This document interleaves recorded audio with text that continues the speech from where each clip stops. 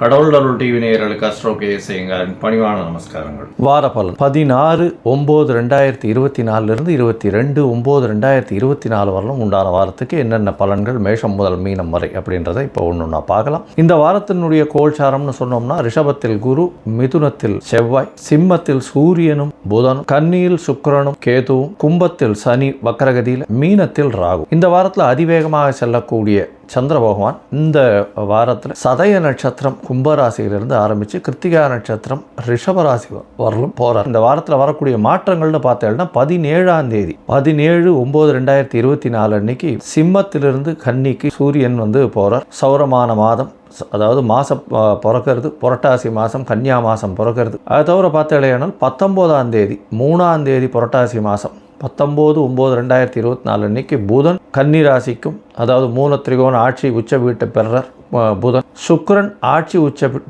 பெற்ற வீட்டை பெற ஆட்சிக்கு போகிறார். அதாவது தன்னுடைய வீடான துலாத்துக்கு, கன்னி ராசியிலிருந்து துலாத்துக்கு போகிறார். அதனால் பார்த்தாலேயானால் கிரக பெயர்ச்சின்னு சொல்லும் பொழுது சூரியன், புதன், சுக்கிரன் 3 கிரகங்களும் பெயர்றது பெரிய விசேஷம். இந்த வாரத்தில் வரக்கூடிய விசேஷங்கள் அப்படின்னு பார்த்தாலும் புரட்டாசி மாதம் பித்ருக்களுடைய மாதம்னு சொல்லக்கூடிய ஆரம்பத்திலேயே புரட்டாசி 18ஆம் தேதி அன்னைக்கு மகாலயபட்சம் ஆரம்பம்.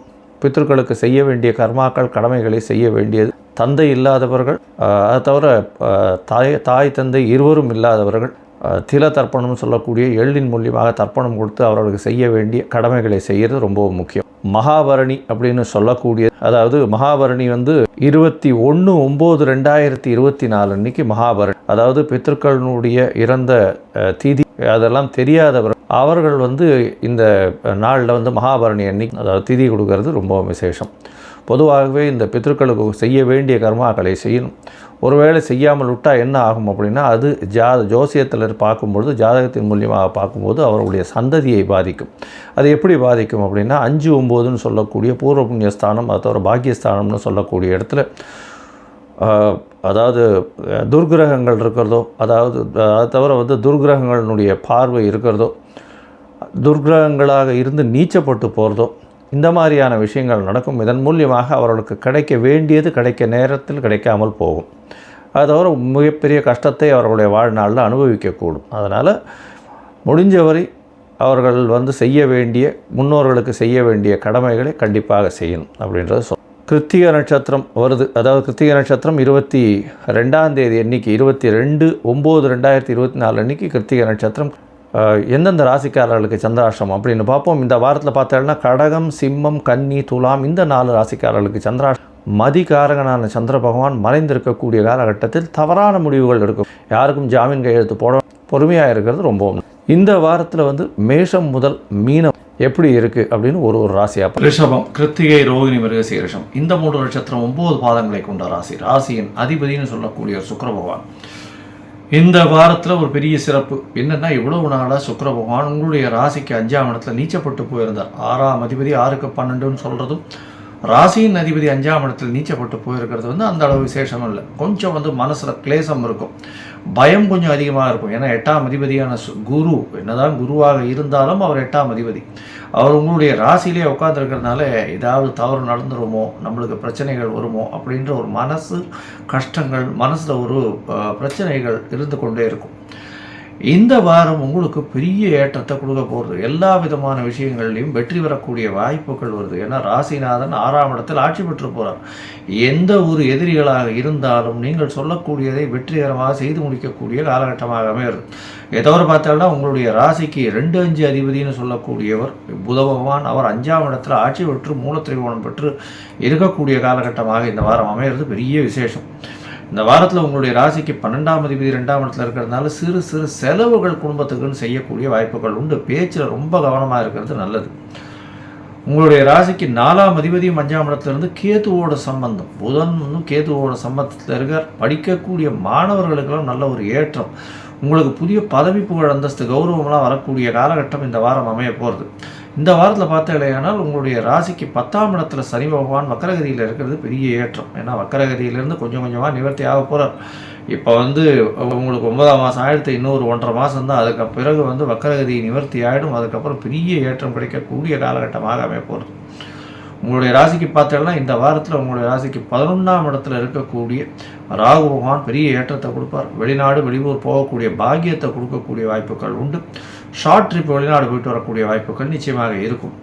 இந்த வாரத்தில் அதிவேகமாக செல்லக்கூடிய கிரகமான சந்திர பகவான் உங்களுடைய ராசிக்கு 10ஆம் இடத்துல போய் இருக்கார். இந்த வாரத்தை ஆரம்பிக்கிறார் 16/9/2024 22/9/2024 வரலும் உண்டான வாரத்தில் சந்திர பகவான் உங்களுடைய ராசிக்கு 10ஆம் இடத்துல இருக்க புணர்ப்பு யோகம் அமையிறது. இந்த வாரத்தில் வேலையில் சற்று மனசு போகிற வேகத்துக்கு உடல் போகாது. அதனால் கொஞ்சம் ஜாகிரதையாக பார்த்து ஒர்க் லோடில் காம்பன்சேட் பண்ணுங்க, பேலன்ஸ் பண்ணுறதுக்கு பாருங்கள். அது ஒரு பெரிய விஷயம். இதன் மூலியமாக பார்த்தோம்னா உங்களுக்கு ஒரு நல்ல ஏற்றம் கிடைக்கக்கூடிய காலகட்டம். வேலையில் ஒரு பெரிய ஏற்றம், செய்யக்கூடிய தொழிலையும் பெரிய ஏற்றம், வேலையில் ப்ரமோஷன் கிடைக்கக்கூடிய வாய்ப்பு, தொழிலில் வெளிநாடு சம்பந்தமான முதலீடு, வெளிநாட்டின் மூலியமாக அந்நிய மதத்தினர் மூலியமாக நல்ல ஒரு ஏற்றம் கிடைக்கக்கூடிய காலகட்டமாக அமைப்போகிறது. இந்த வாரத்தில் உங்களுடைய ராசிக்கு 18ஆம் தேதி கார்த்தால் ஒரு 7:15 மணி வரும் சந்திர பகவான் 10ஆம் இடத்துல இருக்கார். அதற்கு பிறகு 11ஆம் இடத்துல ராகுவோட சம்பந்தத்தில் போகிற நல்ல ஒரு ஏற்றம். 11ஆம் இடத்தில் சந்திர பகவான் போகிறது உங்களுடைய முயற்சிகள் அனைத்தும் வெற்றியாகும். நினைத்த காரியங்கள் நினைத்த இடத்தில் நடக்கக்கூடிய காலகட்டமாக அமைய போகிறது. 18ஆம் தேதியிலிருந்து 20ஆம் தேதி காலை ஒரு 9:30 மணி வரலும் இருக்கக்கூடிய காலகட்டம். இதனால் தாயின் உடல்நிலையில் நல்ல ஏற்றம் இருக்கும். முயற்சிகள் அனைத்தும் வெற்றி பெறும்.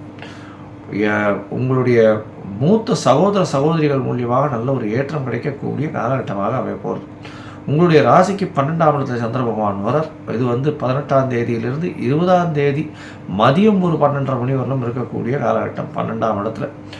இதன் மூலியமாக பார்த்தோம்னா 3ஆம் அதிபதி 12ஆம் இடத்துல போய் இருக்கிறதுனால முயற்சிகளில் சிறு சிறு தடங்கள் வந்தாலும் அதற்கு பிறகு வெற்றி பெறும். 12ஆம் இடத்தில் சந்திர பகவான் இருக்கார். 3ஆம் அதிபதி வெளிநாடு போகணும்னு பார்த்துட்டு இருக்கிறவர்களுக்கு கண்டிப்பாக வெளிநாடு யோகம் கிடைக்கும். படிக்கக்கூடிய மாணவர்களுக்கு பெரிய ஏற்றம், தொழில் செல்வத்தில் பெரிய ஏற்றம் கிடைக்கக்கூடிய காலகட்டம். எதிர்பார்த்தவர் மூலியமாக நல்ல ஒரு ஏற்றம், பார்ட்னர்ஷிப்பில் நல்ல ஒரு ஏற்றம் இருக்கக்கூடிய காலகட்டம். உங்களுடைய ராசியிலேயே சந்திர பகவான் வரார். அதாவது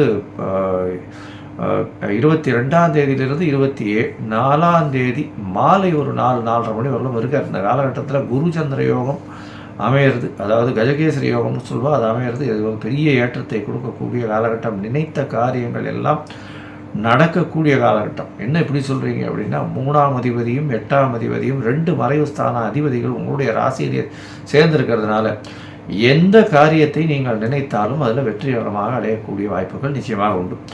இந்த வாரத்தில் பார்த்தாலேயானால் கலைத்துறையில் இருக்கிறவா, அதை தவிர இந்த வாரத்தில் இந்த வளையல் இந்த மாதிரியான ஃபேன்சி ஸ்டோர் வச்சுருக்கிறவங்க, வெள்ளை நிற ஆடை, கார்மெண்ட் இண்டஸ்ட்ரி, அதை தவிர பால் பதனிடும் தொழில், இதிலெல்லாம் இருக்கிறவாளுக்கு பெரிய ஏற்றம் கிடைக்கக்கூடிய காலகட்டமாக அமையுது.